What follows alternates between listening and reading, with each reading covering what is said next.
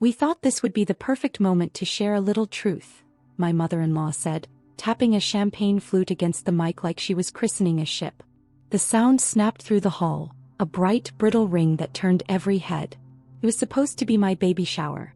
We'd rented the back room at the Azalea Social Club, a brick-walled event space on Whitaker Street that smelled faintly of lemon oil and buttercream. Hydrangeas in pale blues and greens cascaded from mason jars, and a banner that read, "Welcome Baby Westbrook," sagged slightly in the middle, like it was tired from smiling. My college friends clustered by the gift table, swapping stories about professors we'd sworn we'd never become. Graham sighed. The Westbrooks filled the tables closest to the stage. They occupied space the way ivy takes a fence, thoroughly, quietly, forever. Danielle, my sister-in-law, joined her mother at the mic, a folded sheet of stationery in her lacquered hands. She hadn't been here for the games or the cake cutting. She'd slipped in late with a white gift bag and an expression I recognized: mischief with homework. "Savannah is such a beautiful city to raise a child," Danielle began, her voice syrupy with that performative warmth I'd first noticed at our rehearsal dinner. "And because we care so deeply about family, we put together a few helpful guidelines for Emily." A ripple of confusion moved through the room. I felt Graham tense beside me. He didn't reach for my hand. "They called it the New Mom Playbook. They had printed copies. They had a stack."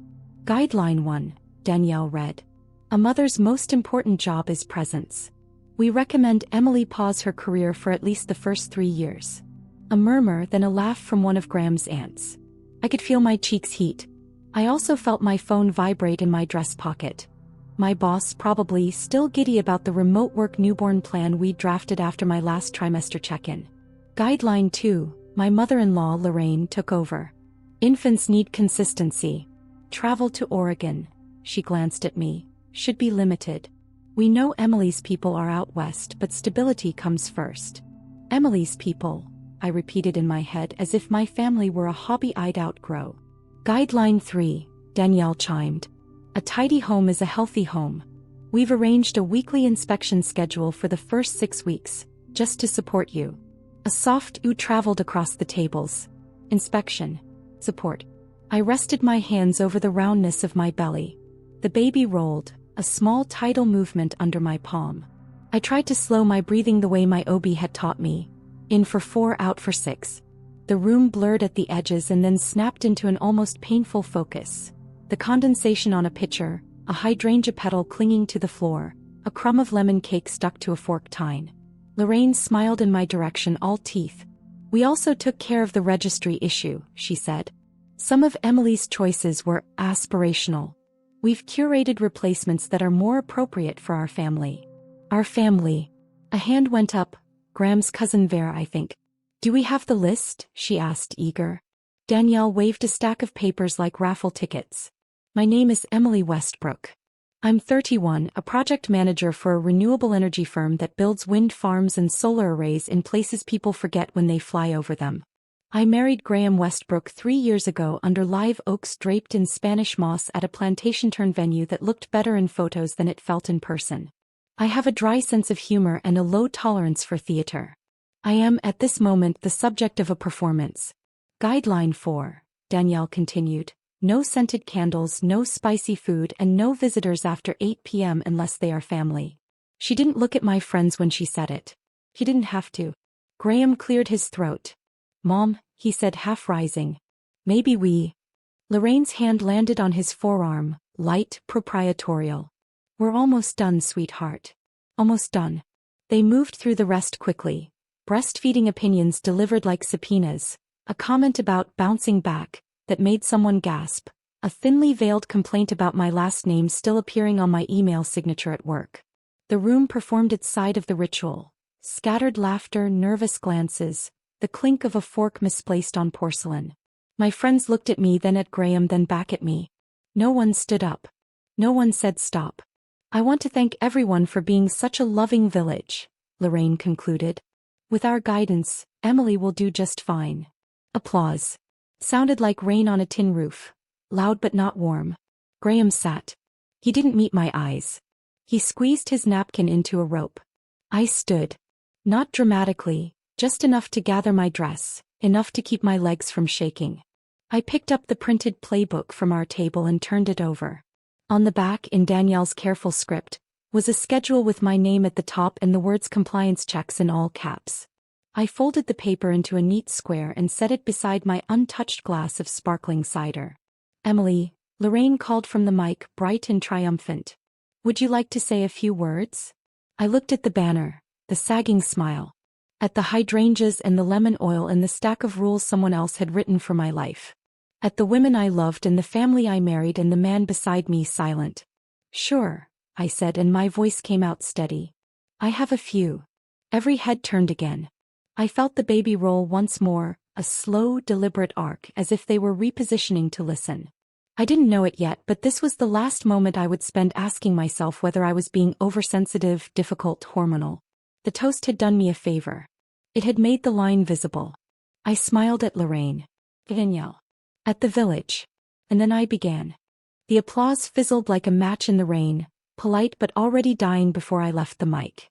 I'd kept my few words short enough that no one could accuse me of making a scene, pointed enough that the people who needed to hear them would remember. I thanked everyone for coming. I said the baby was lucky to be surrounded by so much input. And I let the word hang there, sharp and deliberate, before stepping down. The rest of the shower stumbled forward as if nothing had happened. There were still gifts to open, cupcakes to serve, party favors to hand out. My friends tried to keep the energy alive. Lauren handed me presents with exaggerated cheer, whispering jokes under her breath. But the room felt different now. Tighter. Like we were all waiting for a second shoe that never dropped. Graham stayed close but said almost nothing. He helped pass plates and refill drinks, nodding automatically at whatever anyone said to him. When it was finally over and the last mason jar of flowers had been boxed up for guests to take, he carried our stack of gifts to the car without a word. The drive home along Bay Street was quiet except for the low hum of the air conditioning. Outside, tourists drifted between the pastel row houses, photographing wrought iron balconies and horse-drawn carriages. Inside, my pulse still thudded in my ears. "You're quiet," I said, watching his hands on the wheel. "So are you," he answered, eyes fixed ahead. I waited. He didn't continue. Finally I said, "You let them do that." His jaw tightened. "Emily." "No," I cut in. "They turned my shower into an intervention. They handed out a list of rules for me in front of my friends. And you sat there." "I didn't know they were going to." "You didn't stop them," I said. "We hit a red light." He glanced at me then, a flicker of guilt in his expression. "It's complicated. My mom." "She's not complicated," I said. "She's controlling. And now she's decided our baby is hers to manage too." The light turned green. He didn't reply. By the time we reached our street, a row of modest brick townhomes shaded by magnolias, I felt both drained and strangely alert, like my mind was clicking into some new gear. Graham parked in front of our place and got out to start unloading. Inside, the house was warm and still. I set the new mom playbook on the kitchen island and stared at it. The stack of guidelines looked smaller here, less ceremonial without a microphone and an audience, but the ink still shone, sharp and intentional. I flipped through. Every guideline was numbered, printed in cheerful fonts, punctuated with pastel clip art, bottles, pacifiers, rattles. They'd even added quotes in the margins as if they'd pulled them from parenting books. Graham came in with the last of the gifts. "Don't let it get to you," he said, dropping a box by the couch. I looked at him. "It's supposed to get to me." He ran a hand through his hair. "It's just how they are. They think they're helping. They think I'm incompetent," I said. "That's not help." Before he could respond, my phone buzzed. A text from Lauren. "You okay?" Because I'm 2 seconds from driving back and setting fire to that playbook. I typed back, "I'm fine. For now." But fine wasn't the right word. I wasn't fine and I wasn't broken either. I was awake. I tucked the playbook into my tote bag. It wasn't going into the trash yet. Not because I wanted to keep it, but because it was evidence. Of what, I wasn't sure yet. But I would be. 2 days later, Lorraine showed up at my door unannounced. I knew it was her before I even opened it. The precise knock, 3 quick raps followed by a pause, the way she'd always done since Graham and I moved into this house. I'd been on a conference call for work, earbuds in, laptop balanced on the couch cushion, but her silhouette through the frosted glass made my stomach drop. I opened the door just enough to block her view inside. "Emily," she said, smiling like we'd shared a lovely afternoon instead of a public ambush. I was in the neighborhood and thought I'd check in on my girl. I let her in because refusing would be its own scene, and right now I wanted observation, not escalation. She stepped inside, scanning the living room with the same eyes she'd used on my baby shower registry. "Cozy," she said. Her tone made it sound like a diagnosis. On the coffee table sat the new mom playbook, still in my tote bag, but its corner was peeking out like it wanted to be part of the conversation. Lorraine noticed. "Oh good, you've been reading," she said, slipping off her coat. "I hoped you'd take it to heart. We just want the best for you and the baby." I walked into the kitchen to buy myself a few seconds, filling the kettle. "I'm sure you do." He followed. "Graham tells me you're still planning to work after the baby's born." "I am," I said without looking up. She exhaled through her nose. "It's not ideal." "Not for you," I said, turning to face her. For the first time her smile flickered. "For the baby." I poured hot water over the tea bag, letting the steam rise between us like a curtain. "The baby will have two parents, and one of them actually gets paid to make decisions." Her lips tightened. "Emily, this is a family matter. We have experience." "You have experience being in control," I said. "Not the same thing." The kettle clicked off behind me. We stood there for a moment, the air between us thick enough to touch. Then she shifted, her tone softening. "You know, I didn't mean to embarrass you at the shower." "Yes, you did," I said. My voice was calm. Steady. "That's the point." Something flickered in her eyes then, annoyance maybe, or respect. She gathered her coat from the chair. "We'll see you Sunday for dinner," she said, as if the conversation had been a minor detour. When the door closed, I leaned against it, tea cooling in my hand.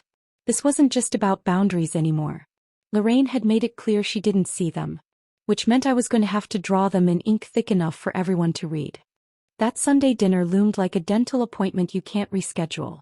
Graham seemed to think it would be a chance to smooth things over. I knew better. The Westbrooks didn't smooth, they staged.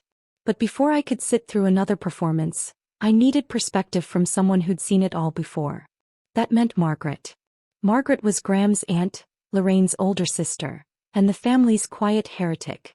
She lived 2 hours away in Beaufort, in a rambling clapboard house with peeling turquoise shutters and a porch that smelled like sea air and rosemary. When I pulled into her gravel driveway that Saturday, she was already on the porch swing, a glass of iced tea in one hand, bare feet tucked under her. "Baby shower fallout?" she asked before I even sat down. I blinked. "News travels fast." She smirked. "In this family, it travels before it happens."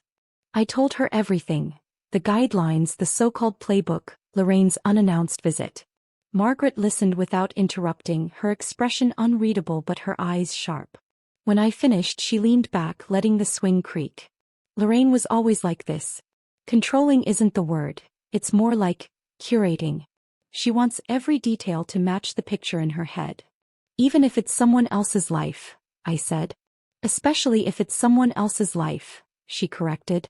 We sat for a moment, the sound of gulls drifting in from the marsh. "I don't know how to fight it without becoming the villain," I admitted. "She's got this whole, just trying to help, act down to a science." Margaret's smile was small, almost conspiratorial. "Then you stop fighting on her stage. You build your own." I frowned. "What does that even look like?" "It looks like making choices in public that make it clear you're the one steering," she said. "And not apologizing when she bristles." She sipped her tea, then added, "And it means making sure Graham is standing next to you, not behind you. Because Lorraine will notice." That last part lodged under my skin. Graham hadn't defended me at the shower. He hadn't said a word when Lorraine criticized my job. If I was going to draw a line, it had to be both of us holding the pen. Margaret reached over and squeezed my hand. "You're smart, Emily. And you're not wrong. But the Westbrooks don't yield. If you want them to respect you, you have to show them you're immovable." On the drive home I thought about that word, immovable. Sunday dinner wasn't going to be about keeping the peace anymore. It was going to be about planting a flag. The Westbrook family dinners happened like clockwork.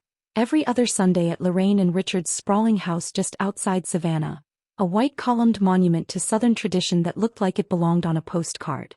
When we pulled into the driveway, the other cars were already lined up neatly along the circular path. Danielle's glossy black SUV, Uncle Dean's battered pickup, Vera's champagne-colored Lexus. The smell of roasted chicken and rosemary drifted out before we even reached the porch. Inside, the living room was all warm light and polished wood, every surface adorned with carefully arranged family photos, most of which seemed to feature Graham as a child, or Graham in high school, or Graham's college graduation. None of our wedding photos had made the display. Emily. Lorraine swept toward me in a cream blouse and pearls, the kind of outfit that made her look like she was hosting a charity luncheon instead of a family meal. So glad you could join us. Thank you for having us, I said, matching her tone perfectly. We all gathered around the long dining table set with crystal glasses and linen napkins folded into perfect fans. Graham sat to my right, Lorraine across from me, Danielle diagonally to my left. The seating was deliberate, it always was. Halfway through the meal, Lorraine leaned forward. So, Emily, she said, voice bright, have you had a chance to look over the playbook? I set down my fork. Yes. I've read every word. A ripple of attention passed down the table. Richard glanced up from carving the chicken. Vera actually paused mid-bite. And Lorraine pressed, smiling like we were in on a private joke. I think it's fascinating, I said. So fascinating, in fact, that I've decided to make my own. Danielle blinked. Your own? Yes, I said, keeping my tone light. A set of guidelines for everyone who wants to be involved in the baby's life.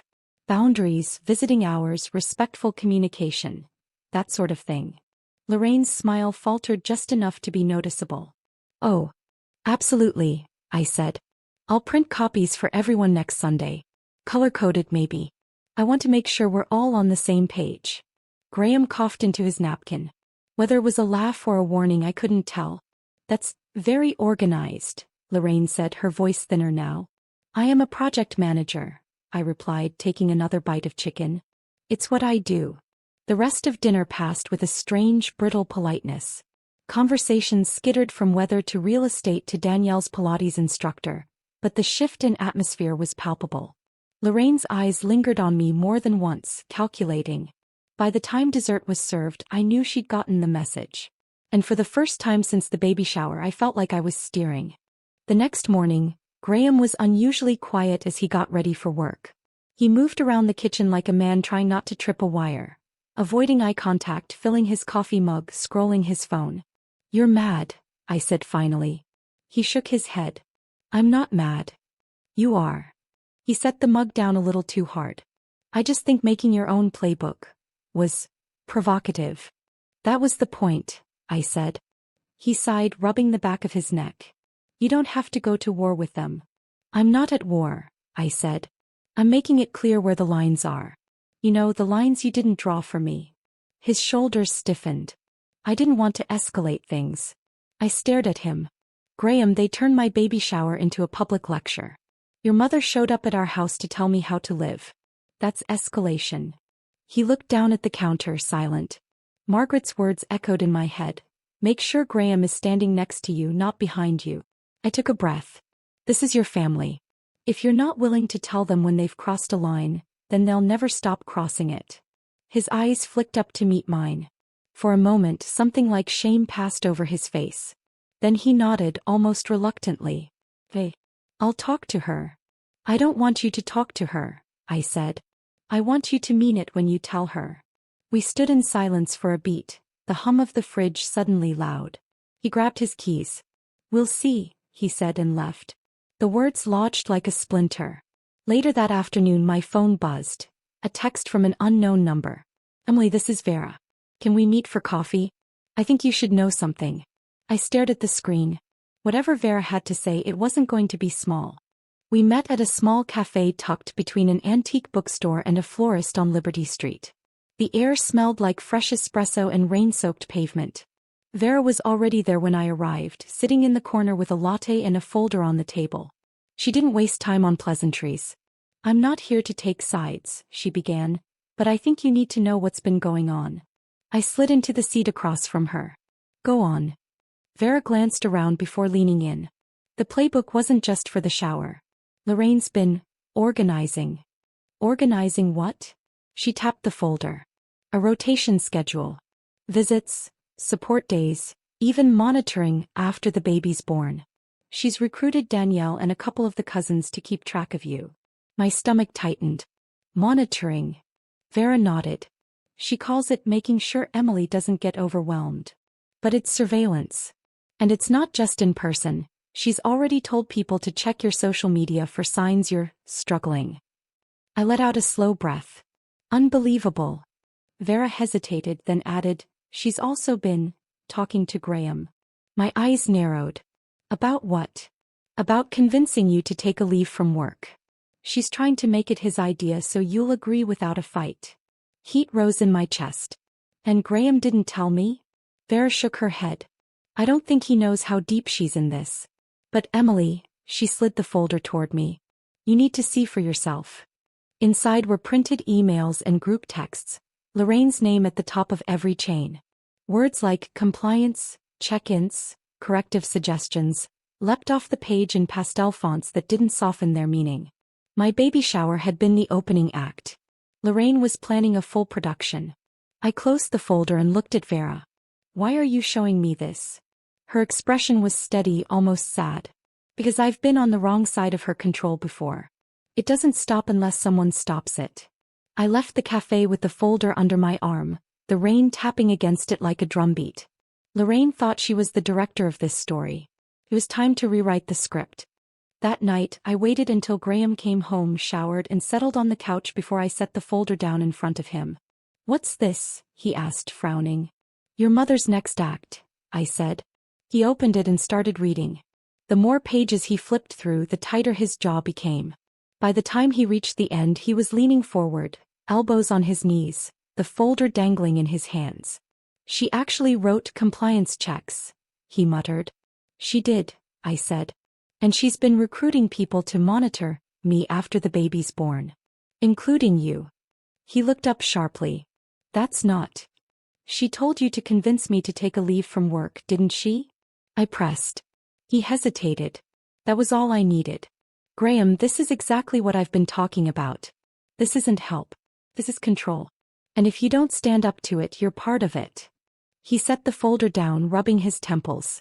I didn't realize it was this orchestrated. Well, now you do, I said. He was quiet for a long moment. What do you want to do? I'd been thinking about that since leaving the cafe. I want to make it clear that we're the ones setting the rules. Not her. Not Danielle. Us. His eyes narrowed, cautious. How? By inviting everyone over here before the baby's born. And giving them our playbook. Boundaries. Expectations. Visiting hours. All of it in writing. He leaned back, processing. She's going to lose her mind. Probably, I said. But she'll lose it in our living room on our terms. And she'll have an audience. For the first time in weeks, Graham actually smiled. Small, wary, but there. You're serious about this? Dead serious. I picked up the folder and tapped it against my palm. If she wants a show, we'll give her one. Only this time I'd be the one holding the mic. We scheduled it for the following Saturday. A pre-baby family meeting, the invitation read. I kept the tone neutral, but I made sure it went out to every name in Lorraine's rotation schedule. If they were part of the plan, they were going to hear the new one. Graham surprised me. He didn't just agree to host, he spent the whole week helping draft the document. It was concise, direct, and entirely ours. Visiting hours limited to certain days and times, no unannounced drop-ins, no overnight stays without prior agreement, no interference with work decisions, and absolutely no monitoring without our consent. By the time Saturday arrived, our living room was arranged like a small conference space. Chairs in a semicircle, coffee and pastries on the side table, a neat stack of our parenting partnership guidelines on each seat. Lorraine was the first to arrive, Richard in tow. She scanned the room, her gaze lingering on the printed packets, then on me. What's all this? She asked, smiling tightly. You'll see, I said. Within 15 minutes, everyone was there. Danielle, Vera, the cousins, even Uncle Dean. I waited until they'd all settled before standing. Thank you for coming, I began. I know everyone's excited about the baby. Graham and I are too. But we want to make sure that excitement translates into support that actually works for our family. So we've put together some guidelines. A few people flipped through the packet right away. I saw Vera glance at me, the barest hint of a smile on her face. These aren't suggestions, I continued. They're the rules we'll be following once the baby arrives. If you want to be part of our child's life, you'll respect them. Lorraine's smile didn't reach her eyes. Emily, is this really necessary? Yes, Graham said before I could answer. His voice was steady. We're doing this together. And we expect everyone to follow it. The room went still. Danielle opened her mouth, then closed it. I walked them through each point calmly and without apology. When I finished, I set my copy down and looked around the circle. Questions. There were a few practical ones about visiting hours and holidays, but no one challenged the core rules. Not with Graham sitting beside me, his hand resting on mine, making it clear this wasn't just my line in the sand. When it was over, people left in small clusters. Lorraine lingered by the door. You've made your position clear, she said quietly. I have, I replied. She studied me for a moment, something calculating in her gaze. Then she gave the smallest nod. We'll see how it goes. After the door closed, Graham exhaled long and slow. That could have gone worse, he said. It could have, I agreed, looking at the empty chairs and the neat stack of leftover packets. The truth was, it had gone exactly how I needed it to. For the first time, Lorraine knew she wasn't the one writing this story. I was.